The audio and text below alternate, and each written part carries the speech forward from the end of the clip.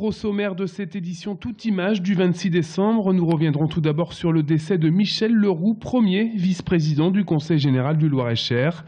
Le paradis des loisirs, c'est jusqu'au 6 janvier au Grand Hall de Tours. Nous y étions ce matin. Enfin, retour à la fin de ce journal sur le bilan de cette mi-saison pour les remparts de Tours.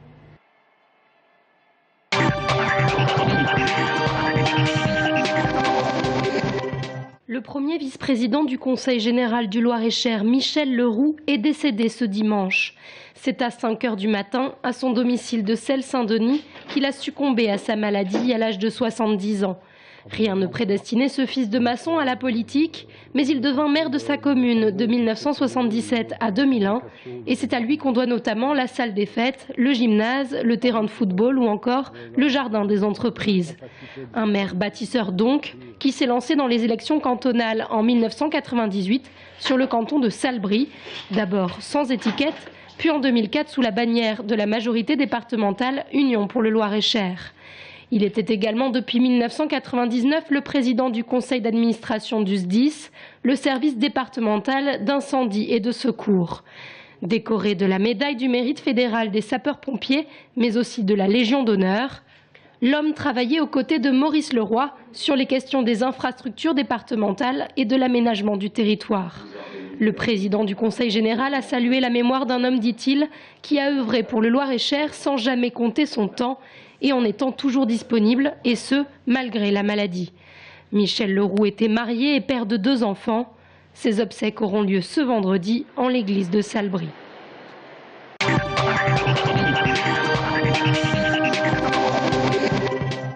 Mouvement de grève ce soir à partir de 19 h d'une partie des contrôleurs SNCF basés à Vierzon et Orléans. La grève reconductible de 24 heures devrait engendrer quelques perturbations sur le réseau régional. Suite à une agression survenue le 3 décembre dernier à l'égard d'une contrôleuse sur le trajet Orléans-Blois, les syndicats Sud et CGT dénoncent le manque de personnel sur une dizaine de trajets quotidiens où seul un contrôleur assure la sécurité.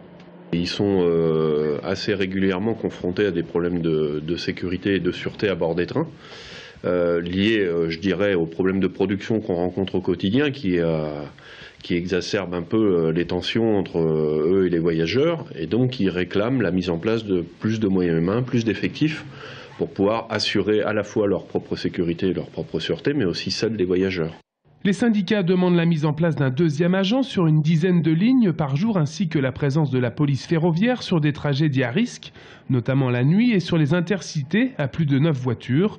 Reçus ce matin par la direction, les représentants Sud et CGT n'ont pas été entendus sur leurs revendications. Une nouvelle assemblée générale doit se réunir ce jeudi à 16 h pour voter ou non une reconduction du mouvement de grève.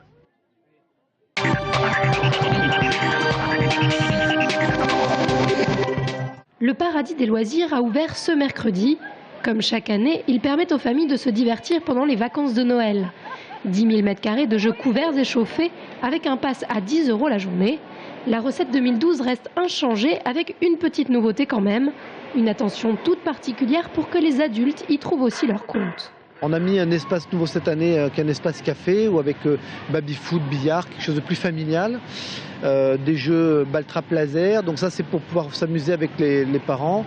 On a mis un espace, une patinoire cette année. La grande nouveauté cette année, c'est une petite patinoire, enfin une patinoire de 110 m². Et puis voilà, on a essayé de s'amuser un peu aussi dans nos choix. Donc je vous ai parlé de la trappe-mouche, pour que là on a vu tout à l'heure des parents qui se prennent au jeu. Et dès l'ouverture, ce sont bel et bien des familles tout entières que l'on retrouve ici pour le plaisir de chacun. Il y a les 2 grands-parents, enfin voilà, toute la famille, avec les 2 petits, c'est très bien. Il y avait de quoi occuper bien les enfants et puis les grands apparemment aussi. Le grand-père est au poker. Et les nouvelles attractions font fureur, à l'instar du fameux attrape-mouche. Qu'est-ce que tu as préféré? Le scratch.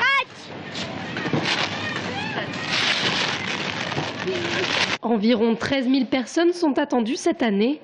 Le parc est ouvert tous les jours de 11 h à 18 h 30 jusqu'au 6 janvier, sauf les 31 décembre et 1er janvier.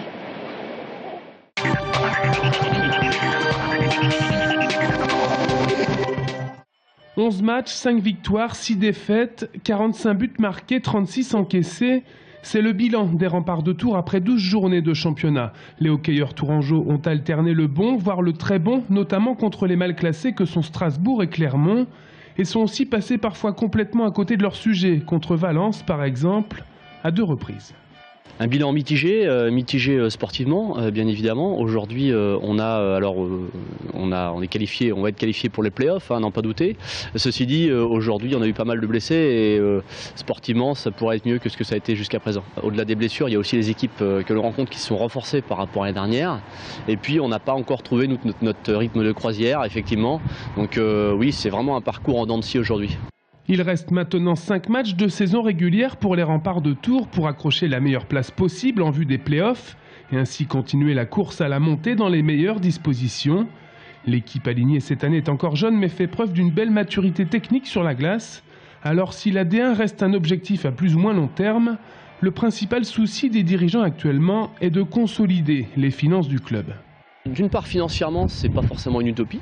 Après, sportivement, il faudra construire, si c'est pas cette année, construire une équipe qui sera capable d'aller chercher la D1. Maintenant, c'est pas une fin en soi.